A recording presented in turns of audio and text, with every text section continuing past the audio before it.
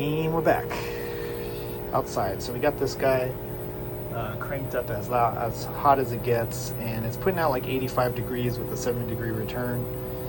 And he says that in the evening when he goes into defrost, it throws a code that says low coolant. He couldn't tell me what the code was, but he says it means low coolant.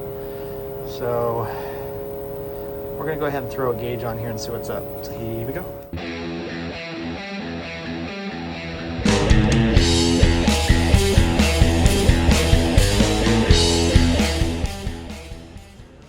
Alright, so as you saw, the unit is currently in defrost, so hopefully we can get this thing to actually trip out. And he said it's been running louder than usual. Alright, we got our leak detector. We're going to go ahead and check for leaks. I already got the lower panel off of the indoor head. Okay, so now that it's out of defrost, it's heating normally. I'm actually at like a 33-degree rise, but the compressor is running full blast, so that's a little concerning. But I haven't found any leaks yet. The next thing is I'm going to throw a gauge on here and see what the pressures look like, but that's not going to tell me much. The only way I can really gauge if the charge is incorrect is to actually recover it and weigh it. So I don't know exactly what the code is. Current ambience 35.9. We are saturating at 34.6. So, man, I'm not detecting any leaks. We're going to run it in cooling mode and see what it does, but I don't have enough evidence for the management to approve me doing a weigh-in. That's where I remove the refrigerant and weigh it, which is really unfortunate because that's the first thing I would do if I was allowed to. But yeah, the problem is I could weigh it and the charge could be fine, and that's what they're more concerned about, is having to pay for it for no reason. So unless I can show evidence that I suspect that it's low, which I can't at this point, I can't do an actual weigh. I can't weigh the charge, which is super annoying. These are one of those situations that we deal with in the real world. In schooling and in training and in a perfect world, we can just show up, recover the refrigerant, weigh it, and then be like, okay, it's low, or okay, it's fine, and then put it back in, no big deal. But in the real world, we have to get approvals and we have to show evidence on why we're doing things, because people don't want to pay for things if they think it's unnecessary, which I still think it's necessary. Even if the charge is correct, it's something that we can rule out immediately just by weighing the charge. Okay, so according to what we think is the code was an E6, I believe, it says that it's a communication issue or the outdoor heat exchanger sensor. So this is the comm wire right here. The red wire to the right was actually extremely loose, so that's looking promising. And then we're going to see if we can find that sensor and test it. So the heat exchanger sensor, there's no pan heater in this guy. Usually it's like on one of these tubes, like down in there somewhere.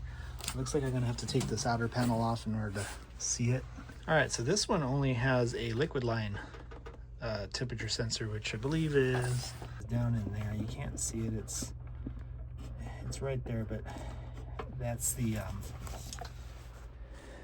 sensor for the liquid line. So that's what tells the EEV what to do. So that's where it's reading. So we're going to test it. I think it's this wire. So we got to see where that's plugging into. It looks like that's plugging into this guy here. So let's see if we can find a schematic and find out if that's actually what it is. Okay, so we're going to go ahead and ohm out our sensor. So the two red wires are our sensor that we're checking. The chart that I found only goes to 68 degrees, so anything above 12 k ohms is good, I guess. Anyway, you're going to need some micro leads, and we're going to want to check these two right here. Okay, so we should be above 12 k ohms, which we are, so I suppose that's good. And we should be getting about the same for all the other ones. So we'll just check all of them since we got it here. All right, so that's the two blues, about the same. All right, this is the two blacks, it's about the same too. So that's a good way of doing it if they're all in the same. They're all reading the same temperature, so they should be all about the same. So that's a good cheater way to tell if it's working properly, because it's very unlikely that all three of them went bad at the same time. So anyway, we're going to put this back together so we know. We did find a loose connection on the comms on the indoor unit, so we tightened that up, tightened up the connections out here, and we checked all the sensors out here, which tested out fine. So we're gonna go ahead and put her back together, put her back in operation, and then see if it happens again. But the concerning part is the compressor's running in full blast for no reason. We got this one here. I came out here a while back and he was telling me it had a C4 error code, but all the error codes for these Samsungs are gonna be a 3-digit number.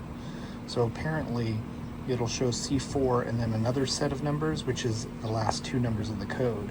So yeah, so basically I have a C464, which is an IPM overcurrent. So basically compressor's pulling high amps, and this only happens late at night. Once he changes the temperature, it seems to be fine. So my max amp draw on this is 9.2. Currently it's pulling at 3.9, but it has been steadily increasing. And then he does say it makes a crazy loud noise. So we'll see if we can get it to do that. Okay, the compressor's getting loud. It's at 4.16 amps and rising. So after talking to tech support, they were saying that there may be an issue with the compressor. It could also be that it's a little low on charge, but last time I was here I checked the charge and it seemed to be okay. But it is definitely loud. But basically it's not going to trip that error code unless we get past like 9 amps. Okay, it's definitely getting louder. Wow, I might actually error while I'm here.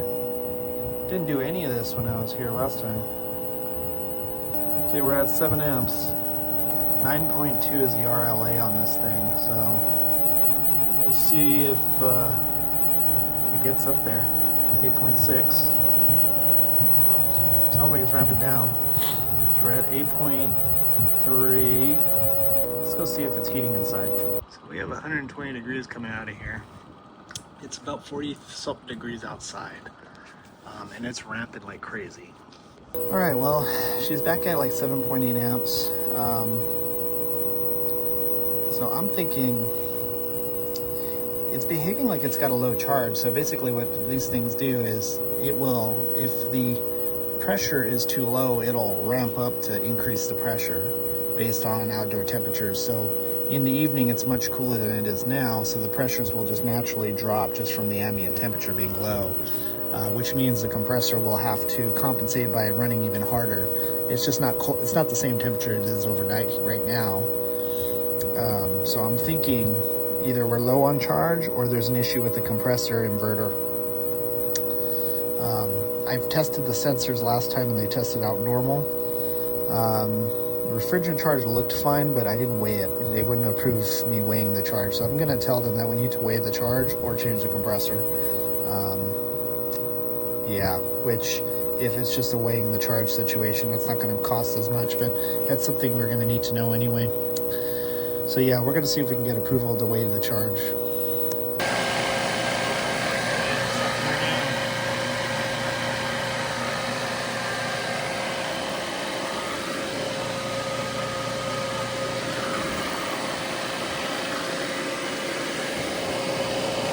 Well, we're already at 1 pound and we still have 110 PSI, so the charge might be okay.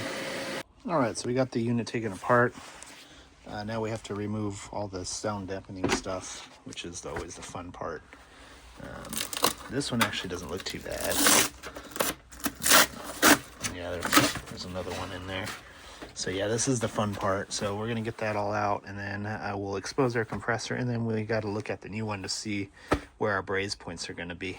All right, so I got these 2 nuts off, but that last one's in the back, and I can't get a wrench in there. I've even tried using my micro wrenches, and they just won't fit. So I'm using my Connect set. I'm using the 1/4 inch here, and then I have my extension with the drill and with a 1/2 inch. So I'm hoping I can get it back there and then wrench it out. So let's see if this works. Okay, got that in place. Now you get a wrench in there.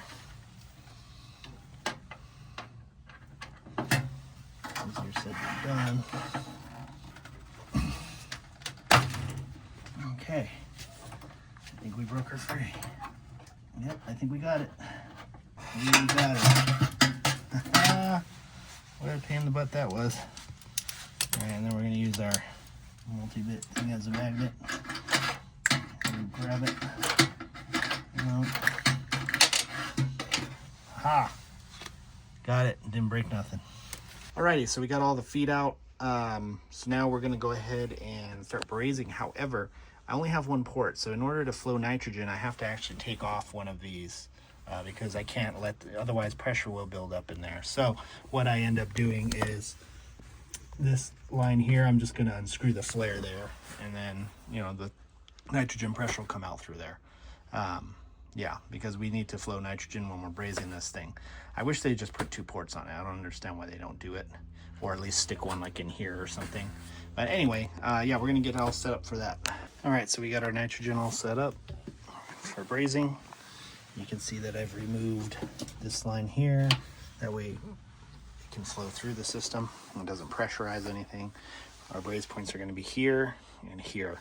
So we'll go ahead and remove those, and then we should be able to pull the compressor right out.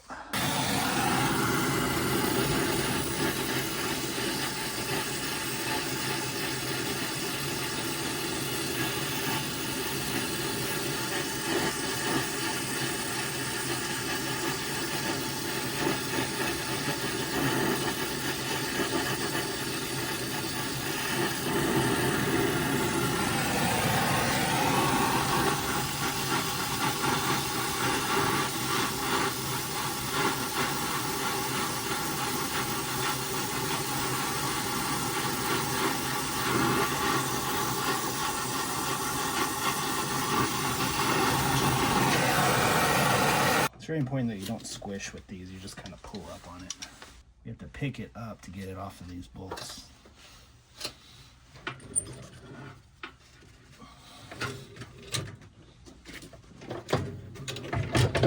Okay.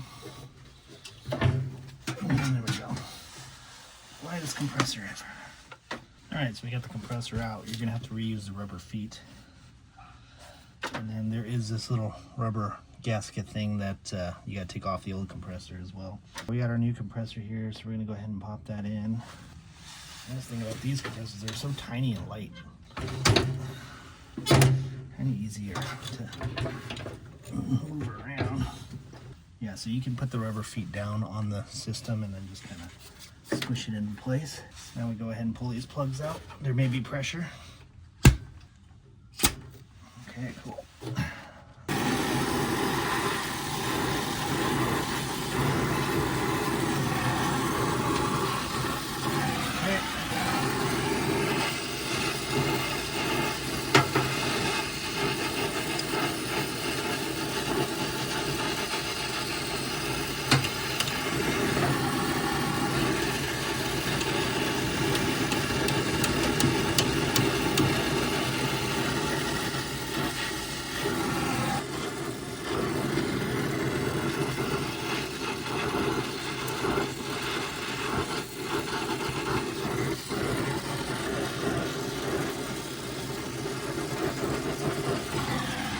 Important thing too on this is you want to wipe off your brazes, get all that gunk off of there. And the fun part of getting these nuts back on, the front ones aren't that bad, but the one in the rear is kind of a pain in the butt. So somehow I need to get it started, and I won't be able to use my normal trick. Alright, so after tons of attempts and lots of bad words, we got that thing started. So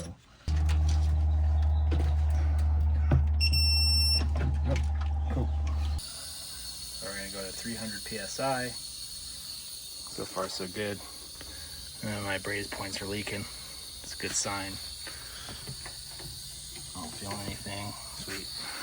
Alright, so we need to remove this screw, these 3 screws here, and then these clips. We'll pop that and it should come right out. And then, yeah, we'll go from there.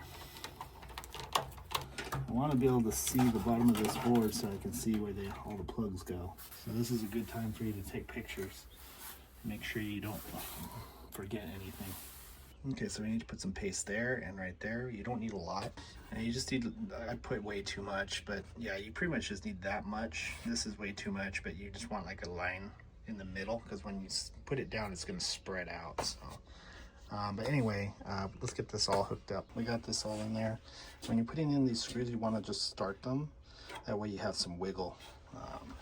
And once you get them all in place, then you can crank them all down, but don't over crank them. Yeah, we got everything all plugged back in. So we're gonna put the wrap on there.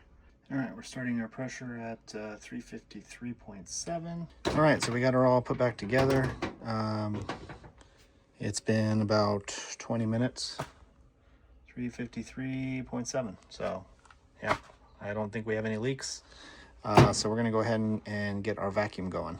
All right, we got our under vacuum now. So this is at 5:36, but we're gonna let it run for a good hour. So I'm gonna just take lunch and let it run, just to make sure we're getting it, because there is quite a bit of contaminant.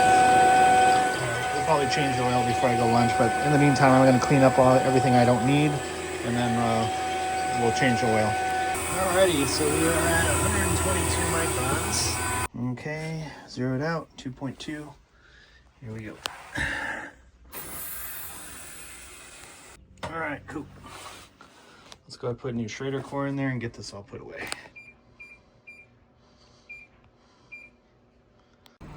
Well, she was definitely much quieter, but we'll let her run for a little bit and see what happens.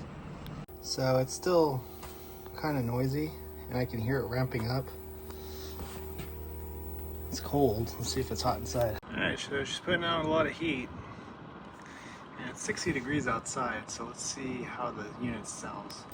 Well, it's noisy, but it's not as bad as it was. And I do have it like full blast. So I'm gonna set it back to where he normally keeps it, which is like 68, and then we'll see what it does. The set point is about 3 degrees above the return air coming into it. And it like obviously ramped down. The last time it was like 100%. So whatever we did, I think, has fixed our issue. I have checked all the temperature sensors. Those all tested out fine. We know the refrigerant charge was good. I tested the sensors on the indoor unit, cleaned the filter, blower motor, all that's running fine.